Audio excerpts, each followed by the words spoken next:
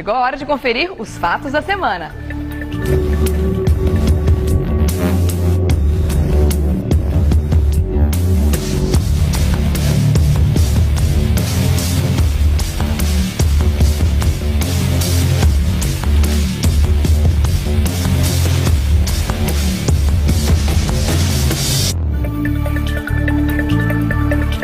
Por 42 votos a favor e 17 contrários, a Comissão de Constituição e Justiça aprovou a PEC, que é a proposta de emenda à Constituição, que reduz a maioridade penal de 18 para 16 anos.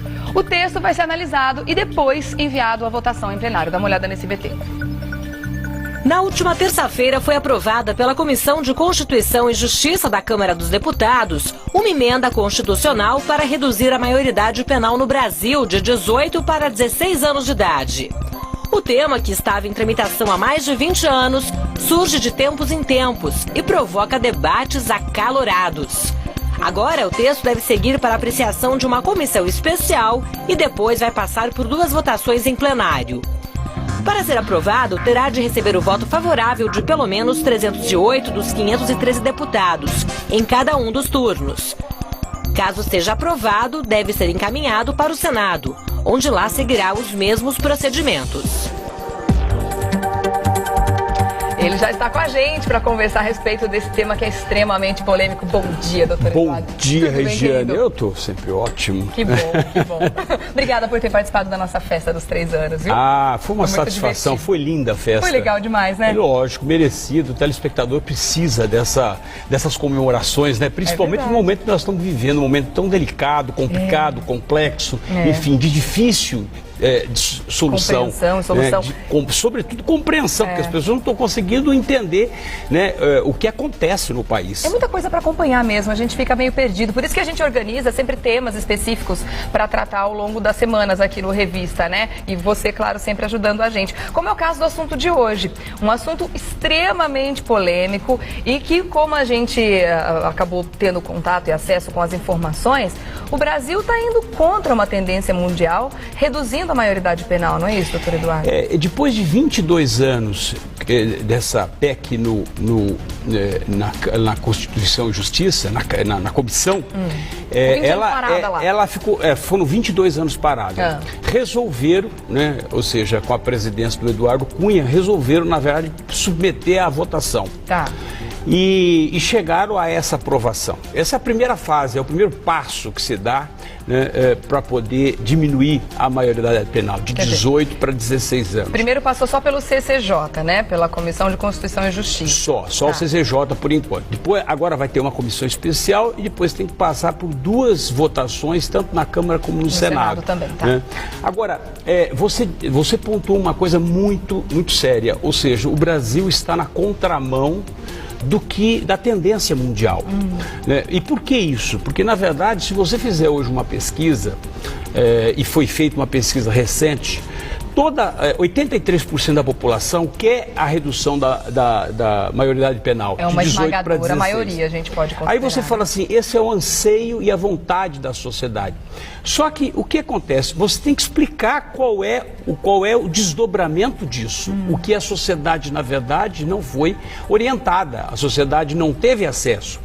Só para você ter uma ideia, essa aprovação que aconteceu no CCJ, ela ocorreu não com bases em estudos científicos, porque você não tem um único estudo científico dizendo que tem que reduzir a maioridade penal.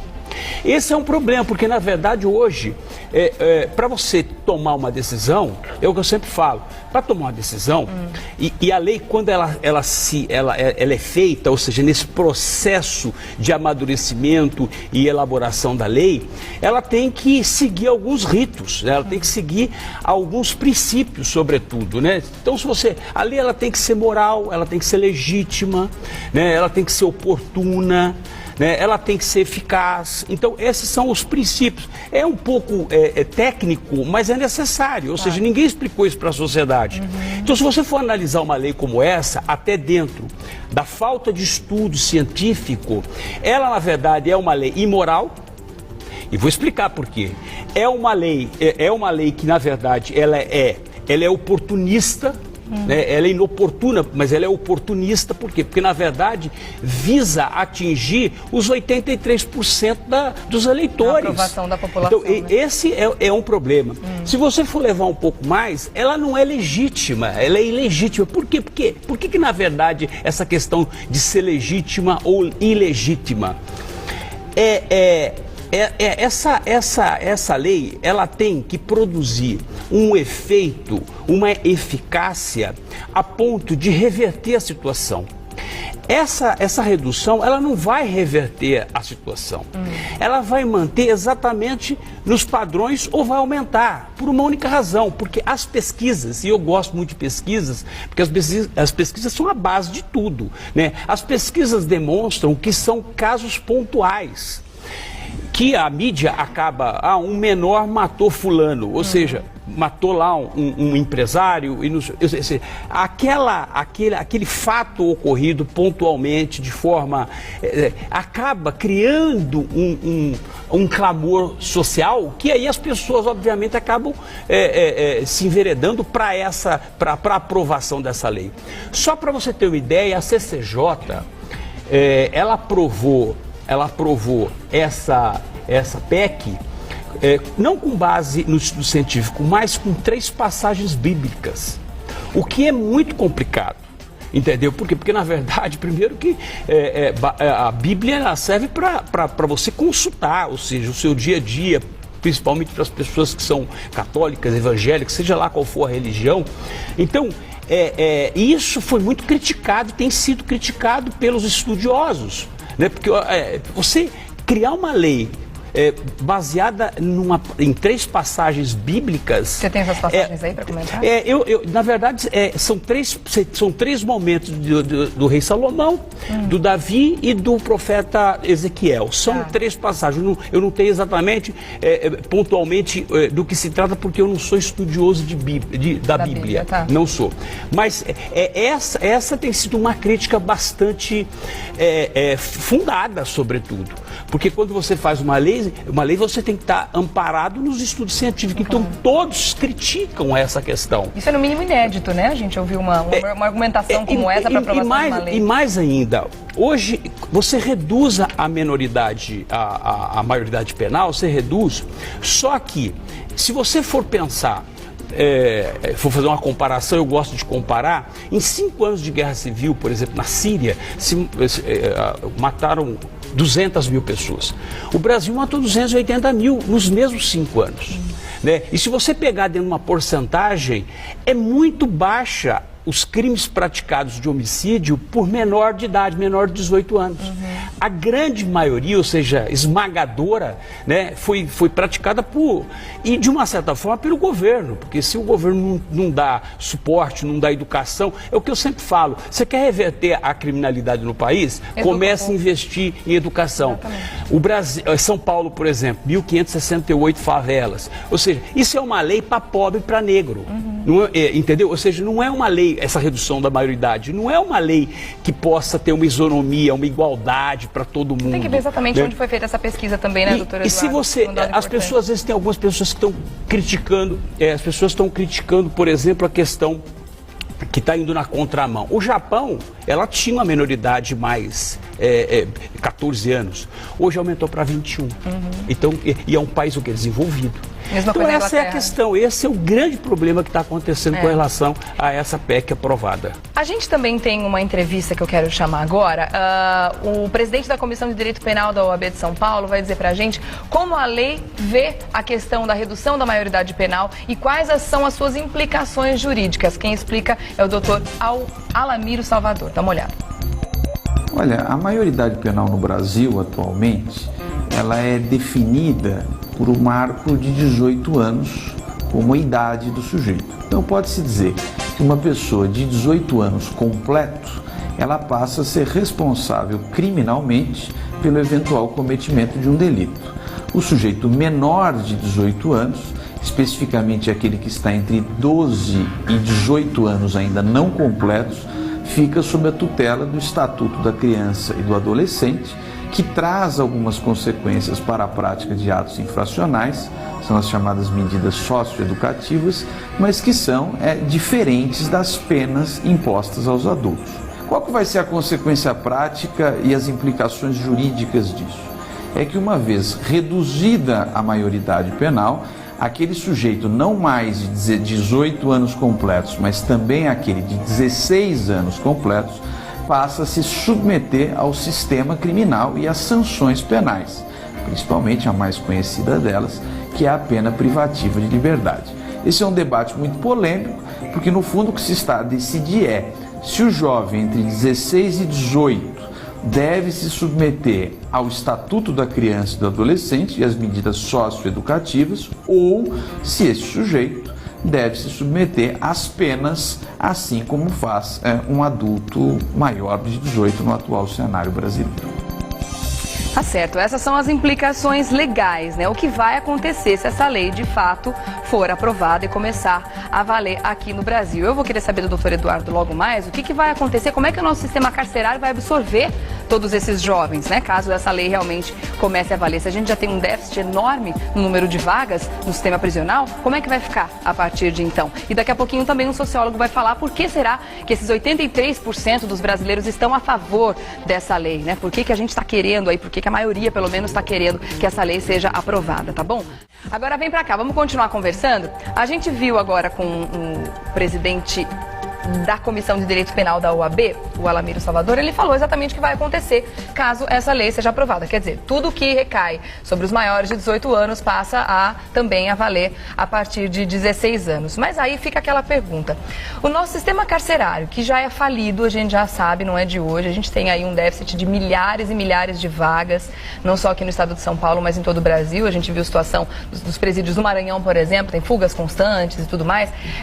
Como será que vai ficar a situação caso também tenha que absorver esses milhares de, por enquanto, menores infratores? Regiane, o que eu vejo é o seguinte: primeiro que eu não acho que vai haver um impacto tão grande, porque eu estou dizendo que os casos são muito inferiores do que a gente imagina. Tá? Então, mas isso, se for aprovado, só crime hediondo, né? Não, eu digo, não vai ter esse impacto do sistema, porque o sistema, como você bem disse, o sistema já é falido, ou seja, já existe um déficit de 200 e poucas mil vagas. O que será que eles teriam que fazer? Transformar a Fundação Casa em presídios, é isso? Então, o Brasil é o quarto país com a maior população carcerária. Só perde para os Estados Unidos, para a China, isso dentro dessa ordem. Estados Unidos, China, China e Rússia. Rússia e depois vem o Brasil. Aliás, nesse ponto também, a gente também está indo na contramão mundial, que está conseguindo reduzir sua população carcerária, a gente está aumentando cada vez mais. Exatamente, porque todos os países, esses 4 que eu citei, todos eles reduziram a população carcerária. O que eu acho, o que eu penso, na verdade, você tem uma lei que ela foi votada e que ela tem sido, de uma certa forma, aplicada, não de forma ampla, mas de forma restrita, que é o ECA, que é o Estatuto da Criança e do Adolescente. Esse estatuto, essa lei, que ela pune a partir dos 12 anos, e essa punição, na verdade, é para reeducar o adolescente, a criança e o adolescente. Essa é uma lei que deveria ser adequada, que deveria ser ajustada para os dias atuais, com base obviamente, estudos científicos, né? E criar ferramentas, ou seja, ferramentas de controle e ferramentas para reeducar, porque o sistema carcerário hoje, que o objetivo é ressocializar, é muito importante colocar que a pena ela tem 2 objetivos. Primeiro é punir o ilícito, e segundo é voltar para a sociedade. O problema é que, na verdade, ela não atinge nenhum dos 2 objetivos. Ela pune de forma relativa, né? E não reeduca. Então, o que eu penso, aí eu discordo um pouquinho do meu colega, até porque é da OAB, eu também sou conselheiro da OAB, não vai haver esse impacto em relação ao sistema carcerário, mesmo porque você não pode colocar e nem deve se colocar dentro do mesmo sistema. Tá? Você vai ter que ter um sistema à parte. Nós já temos um problema de déficit, ou seja, nós temos um problema da casa aqui, por exemplo, aqui em São Paulo, que é a Fundação Casa, que não funciona. Vira e mexe, você tem rebeliões. As pessoas não conseguem reeducar aqueles garotos, né? Ou seja, não conseguem reinseri-los, porque o que acontece, o que eu acho que é muito sério, nós temos dois trabalhos, duas ferramentas importantes que elas foram praticamente, elas foram excluídas do processo, com o exame criminológico, né, que fazia anteriormente para a pessoa ir para a rua, ela fazia o exame criminológico, acabaram com o exame criminológico. Esse exame, qual é a tendência que a pessoa tem de reincidir no crime? Se ela vai ser reincidente, se ela vai voltar para o crime, se não vai voltar. Então esse é um exame que na verdade foi extinto dentro do processo do sistema carcerário e que ajudava muito, porque media o grau. Você se arrependeu do que você fez, né? Ou seja, hoje hoje a restauração que ocorre dentro do sistema carcerário, graças à religião, porque eles se apegam à religião lá dentro, e estou falando religião de uma forma geral. Sim. Normalmente os evangélicos, por exemplo, têm uma participação muito mais grande, efetiva, muito mais do que os católicos, se você quer saber, né? Eu sou católico, mas eu estou dizendo, os evangélicos têm uma atuação muito mais, né, efetiva. Eles acabam se convertendo. Então, isso acaba ajudando. Agora, o que ocorre? Você vai ter que criar um sistema à parte se você reduzir, porque você não pode colocar um garoto de um adolescente de 16 anos, porque aí vai virar, já é uma escola do crime. Aí você vai sair perfeito. Eu vou falar para você, até para fechar esse ponto, nenhum preso, e vou ressaltar isso e vou sublinhar, nenhum preso sai do sistema carcerário melhor do que entrou. Ressocializado. Nenhum preso sai do sistema carcerário melhor do que entrou. Assim todos saem pior. Os meninos que saem da Fundação Casa, eu não tenho esse dado aqui, mas deve ser enorme o número de meninos que saem da Fundação Casa e depois fazem algum delito, algum crime e vão direto para o sistema prisional também, né? A Fundação Casa também não cumpre seu papel, infelizmente, né? Não. Vamos dar uma olhada em mais uma entrevista. O Oswaldo de Oliveira Santos Júnior, ele é professor do curso de Ciências Sociais e coordenador do Núcleo Formação Cidadão da Universidade Metodista. Ele explica o que mudou na sociedade para que a maioria penal tenha conseguido espaço para ser votada, apresentando grande chance de aprovação. Dá uma olhada. O que mudou nos últimos tempos para que o tema da maioridade penal retornasse ao debate político e o debate na sociedade? Há dois aspectos, talvez, que sejam mais relevantes nessa discussão. O primeiro é que nós temos um Congresso renovado e que trouxe essa pauta nas últimas eleições, nos últimos debates eleitorais, essa discussão veio à tona. E um segundo elemento, também extremamente importante, é a questão da própria sociedade, que se torna uma sociedade cada vez mais imediatista, buscando a solução de problemas que são extremamente complexos de uma forma extremamente simples. Portanto, busca-se a redução da maioridade penal de uma forma a solucionar um problema complexo, que é o problema da violência. Então, esses dois elementos conjugados trazem esse debate de uma forma bastante intensa, novamente, à sociedade. Você concorda com o professor, doutor Eduardo, que realmente a população quer uma resposta imediatista para essa questão da violência, porque já não aguenta mais conviver com isso no dia a dia? Eu acho que a sociedade, ela quer uma resposta imediatista para todas as questões do Brasil, entendeu? Não é só essa questão de segurança. A questão da insegurança não começou ontem, entendeu? Ou seja, o problema eu acho que eu atribuo a responsabilidade do aumento da insegurança no país ao governo por falta de ações, né? De ações que eu estou dizendo, de ações de base. Né, ações de base. Eu estava falando do exame criminológico, por exemplo, para você ressocializar. Tem um estudo psicossocial, por exemplo, que a pessoa sai da cadeia e volta para o ambiente familiar. Você tem que estudar o ambiente familiar, você tem que acompanhar, você tem que fazer a reinserção dele no mercado de trabalho, ou seja, se você quer alguém que possa contribuir com a sociedade. Então, o grande problema é isso, ou seja, nós temos os sistemas todos falidos, nós temos ações ou leis sendo fabricadas, e fabricadas mesmo, interesses políticos e eleitoreiros, eleitoreiros. E aí nós não temos solução, nós não temos as ferramentas para combater, nós não temos essas ferramentas, nós precisamos base, nós precisamos, na verdade, aumentar, nós precisamos ressocializar, nós precisamos melhorar as pessoas. Então eu, por exemplo, não acredito que as pessoas melhorem. Eu acabei de falar para você que ninguém sai melhor do que entrou dentro do sistema carcerário. E não sai mesmo. Né? Então esse é o problema, ou seja, essa é a radiografia. Para fechar, eu sempre digo e venho falando assim constantemente, está na hora do Brasil tirar o cadáver debaixo do armário, né? Ou seja, de dentro do armário, botar e fazer um exame de necrópsia, ver onde que acertou, onde que errou. Mais errou do que acertou. E na verdade os valores se inverteram, porque você tem que diminuir a possibilidade de erro, e é o que a gente faz. Você tem que analisar a situação e falar assim, eu não posso errar, eu tenho que errar o menos possível. O problema é que na verdade está todo mundo errando, né? A sociedade admitindo que está errando, né? Erra na votação, ou seja, então é isso, esse que é o problema. Está cada vez mais difícil encontrar quem assuma o erro, né, doutor Eduardo? Bom, vamos lá, eu acho que a gente vai voltar a falar sobre esse assunto, acho não, tenho certeza, afinal de contas faltam algumas instâncias para aprovação dessa lei, então a gente vai voltar a discutir esse assunto no programa.